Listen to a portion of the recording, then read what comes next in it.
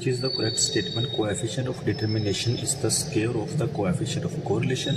Coefficient of determination always be in a range of 0 and 1. Coefficient of determination is the square of coefficient of correlation. जो coefficient of correlation होता है ना वो r होता है, ठीक है, और कोएफिशिएंट ऑफ जो डिटर्मिनेशन का साइन होता है वो आर स्केयर होता है.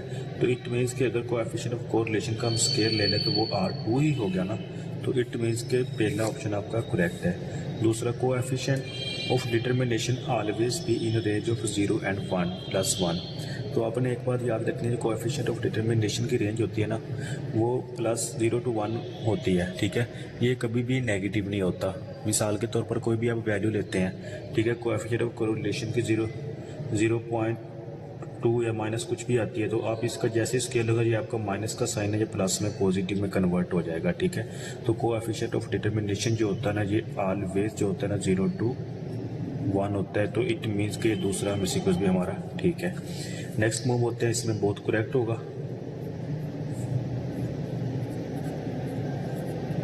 You are given the 7 true and false and find the probability at least 1 will be correct. ठीक है, ट्रू एंड फॉल्स हमारे पास 7 है. तो सबसे पहले आपने क्या है, प्रोबेबिलिटी जो हमारी मैक्सिमम होती है ना वो 1 होती है, ठीक है. और हमारे पास जो x की वैल्यू है एट लीस्ट, इसका मतलब होता है x greater than equal to 1.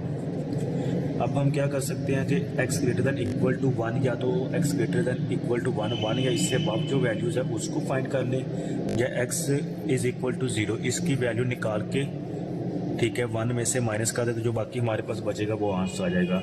तो मेरे लिए x इज इक्वल टू 0 की वैल्यू निकालना आसान है एज कम्पेयर टू अदर. तो क्या कर लेंगे, x greater than equal to 1 is equal to 1 minus x is equal to 0, ठीक है. तो ये जो हमारा फार्मूला लगेगा CP/Q का होता है. Q कहते हैं प्रोबेबिलिटी ऑफ फेलियर को और P कहते हैं प्रोबेबिलिटी ऑफ सक्सेस को और C हमारा कॉम्बिनेशन होता है. और इस होल को ना हम बाइनोमियल का फार्मूला कहते हैं, ठीक है. अच्छा, सेम वैल्यूज पुट करते हैं. x greater than equal to 1 is equal to 1 minus x is equal to 0 put कर रहे हैं. तो क्या होगा हमारा C टोटल कितने हमारे पास 7 combination 0 multiply true and false है, या तो वो गलत होगा या तो वो ठीक होगा. तो इट मीन्स कि हमारे पास सिर्फ 2 ऑप्शन है, 50-50% चांसेस है फेलियर और सक्सेस के, ठीक है. तो इट मीन्स कि मैं इसको 1/2 ले लेता हूँ. इसकी पावर x 0 है तो ये पावर 0 हो जाएगी, मल्टीप्लाई अगेन 1/2, इसकी पावर कितनी होगी, बाकी जो बचेगा 7, तो ये 7 इधर आ जाएगा, ठीक है.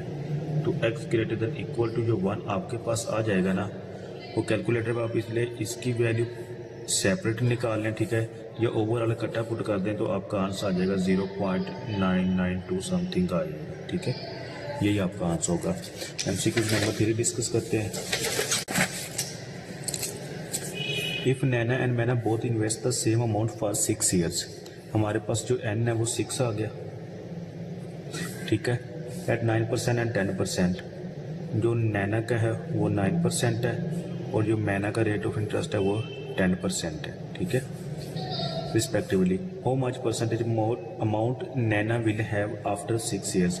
अच्छा, इसमें ना मैना का जिक्र किया है तो आपको सिंपल सी बात है, जिसका रेट ऑफ इंटरेस्ट ज़्यादा होगा तो इट मीन्स के ऑटोमेटिक 6 साल बाद उसके पास वैल्यूज़ भी ज़्यादा होगी. तो हम फ्यूचर वैल्यू का फार्मूला भी लगा सकते हैं, वो आ जाएगा P इंटू 1 + R की पावर n, ठीक है. तो इसी को हम सेम फार्मूले में पुट कर देते हैं. फ्यूचर वैल्यू इसकी पहले फाइंड कर लेते हैं, मिसाल के तौर पर ये अलग निकाले. तो इट मीन्स के जो पहले इसकी आएगी ना, मैना का पूछा तो मैना का इंटरेस्ट रेट ज़्यादा है तो इसका 10% ज़्यादा होगा. मैं पुट कर लेता हूँ P इंटू 1 + 10% पावर 6.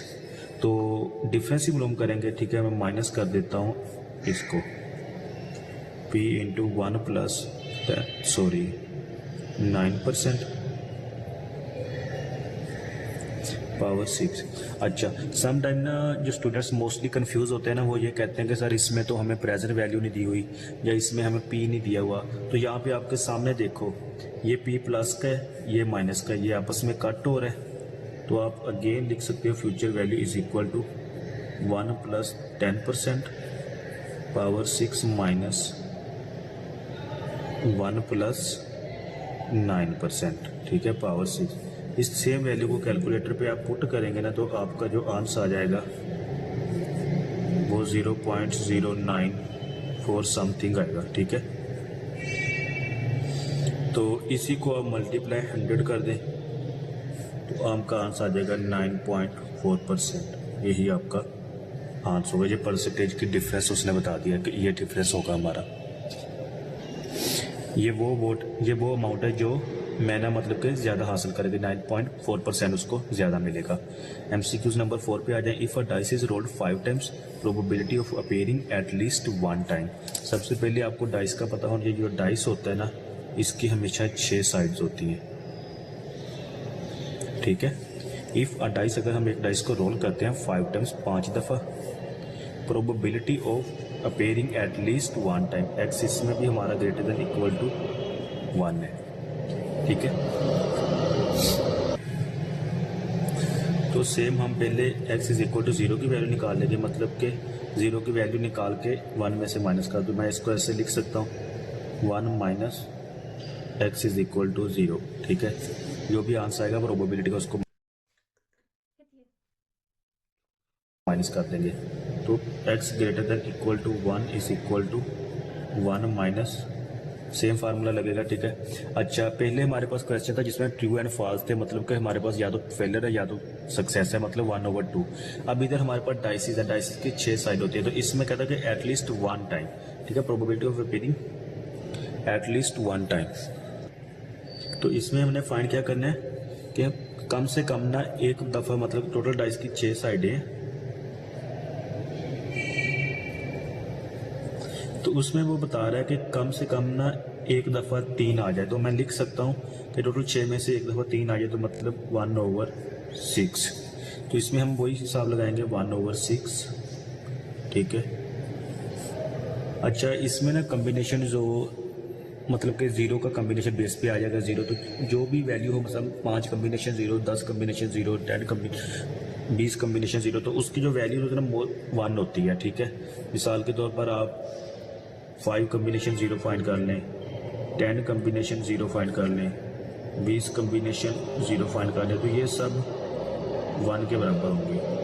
तो वैसे इधर बनता है कि टोटल हमारे पास 5 टाइम्स है, 5 कम्बिनेशन 0 मतलब 1 की वैल्यू होगी, लेकिन मैंने शॉर्ट किया है, तो आप ये भी याद रखिएगा, 1/6। अच्छा, x हमारा 0 था, तो बाकी कितने 5 वैल्यू रहेगी, तो मैं यहाँ पे 5 पुट कर लूँगा। तो x greater than equal to हमारे पास आ जाएगा 1 माइनस 1/6 की वैल्यू कैलकुलेटर पे पुट करके निकाल लेते हैं। ये सेम वैल्यू मैंने कैलकुलेटर पे पुट किया, ठीक है। 5 कम्बिनेशन 0 इधर मैंने पुट कर लिया, ठीक है। मल्टीप्लाई 1/6 की पावर 0 मल्टीप्लाई 1/6 की पावर 5।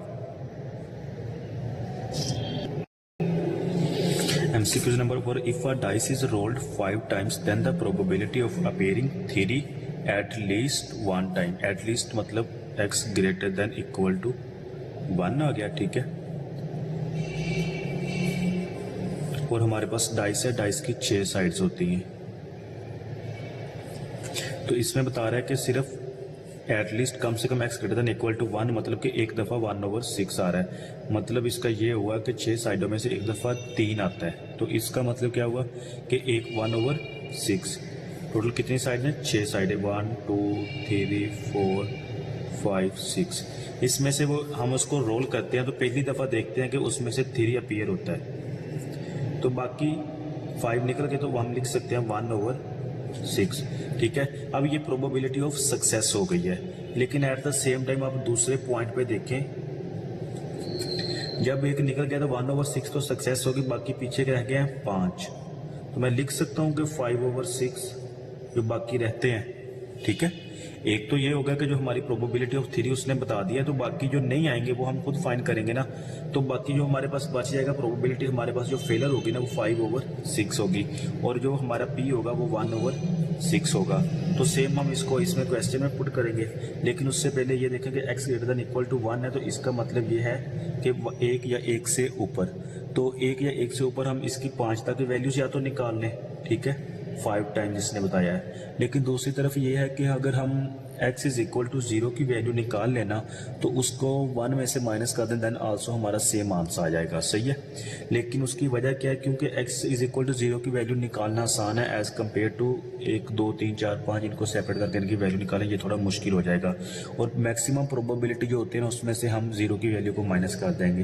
प्रोबेबिलिटी जो मैक्सिमम होती है वो 1 होती है, ये MCQs के तौर पर भी याद रखिएगा, ठीक है। तो मैं इसको ऐसे लिख सकता हूँ 1 minus x is equal to 0, मतलब x की मैं वैल्यू पुट कर देता हूँ 0 जो है x इज इक्वल 1 हो जाएगा।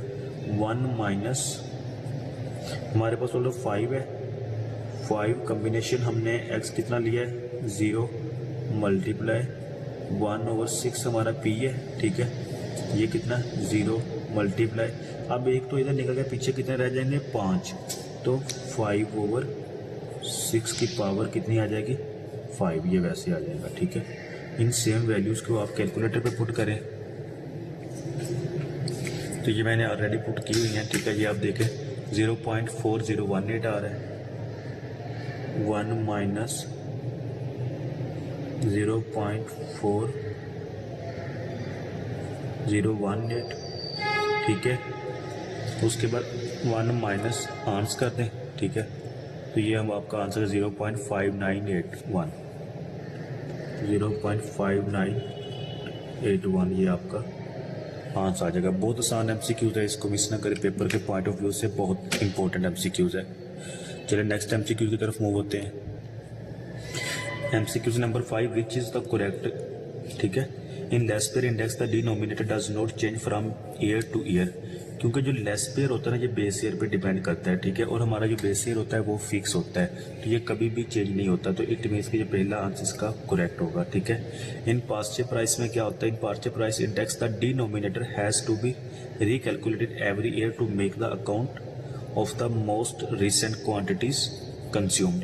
जो हमारा पास्ट से करंट होता है ना, इसमें जो हमारा नीचे वाला ईयर होता है, ठीक है, वो प्रीसीडिंग होता है। प्रीसीडिंग का मतलब ये होता है कि जो हमारा करंट ईयर है ना उससे 1 साल कम, तो मतलब वो हर साल रिकैलकुलेट किया जाता है। जब ये वर्ड्स आपने देखने हैं तो इट मीन्स कि हमारा दूसरा भी करेक्ट है, इसमें हमारा जो है ना बहुत करेक्ट आएंगे, ठीक है।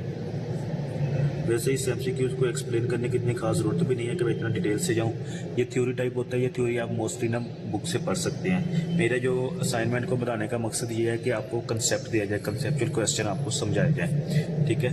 MCQs नंबर 6 की तरफ आते हैं। Starting salary is given, find the median and mode. Median क्या होता है, मीडियन कहते हैं वस्तानियों को। आसान भी है, पहले इसको ना आप रीअरेंज कर लें,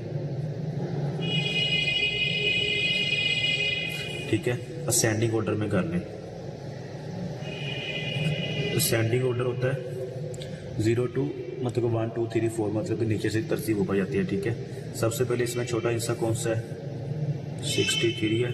ये सब में तकरीबन 3 सिफर है, तो अपना टाइम शॉर्ट होने की वजह 3 सिफर को कट ही कर लें, थोड़ा कैलकुलेट करने में आसानी रहेगी, ठीक है। अच्छा 63 है, फिर 63 है, देन 70 है, ठीक है। उसके बाद 72 है, फिर 75 है, 78 है, 78 सॉरी 63 के बाद एक 68 है। तो हमारे पास टोटल कितनी वैल्यूज होगी 1 2 3 4 5 6 हो गया टोटल। 1 2 3 4 5 6 7 सॉरी डी रेंज में थोड़ी मिस्टेक हो गई थी। अच्छा हमारे पास जो टोटल वैल्यूज है ना 1 2 3 4 5 6 7 और 8 वैल्यूज है। जब भी आप मीडियन फाइंड करें तो आपने हमेशा वस्तानिया लेना होता है। वस्तानिया मतलब जो सेंटर पे बचता है, तो पहले 2 इधर से कट कर दें, ठीक है। ये आसान वे में मैं आपको बता रहा हूँ, वैसे इसके और भी कंसेप्ट कम्प्लेक्स भी है, लेकिन आपको इतनी डिटेल में जाने की जरूरत नहीं है। जस्ट MCQs के पॉइंट ऑफ व्यू से देखें, उसके मजीद इससे एक निकाल दें। अब पीछे आपके पास ये 2 रह गए हैं, ठीक है। अगर तो आपका एक रह जाए तो इट मीन्स के वही हमारा मीडियन होगा, लेकिन अगर दो रह जाए तो आप इसको प्लस करके 2 पे डिवाइड कर दें। ठीक है, तो ये आपका 69 आ गया। वही अब जो सिफर आपने ली थी वो यहीं पे अगेन लगा दें, तो आपका जो मीडियन होगा ना वो 69 होगा। इसके बाद जो मोड है, मोड की अगर डेफिनेशन देखो, मोड कहते हैं फ्रीक्वेंट अकरिंग, जो बार बार आए वो मोड ज़्यादा से ज़्यादा आए। एमसीक्यूज अगर आपको मोड फाइंड करना हो तो आपने ये देखना है कि वैल्यूज जो सबसे ज़्यादा कौन सी आई हैं। तो इसी में देखें 63, 63, 65, 68, 670, 72, ये सिर्फ दो वैल्यू जैसे हैं जो 2 दफ़ा आई हैं, एक वैल्यू 63। ठीक है, तो हमारा जो मोड होगा ना वो 63 होगा। इंशाल्लाह नेक्स्ट वीडियो में मिलते हैं। 1 to 6 MCQ क्लियर हो गया। नेक्स्ट इंशाल्लाह मजीद आपको आगे वाली असाइनमेंट 7 MCQ से शुरू करेंगे। अल्लाह हाफिज़।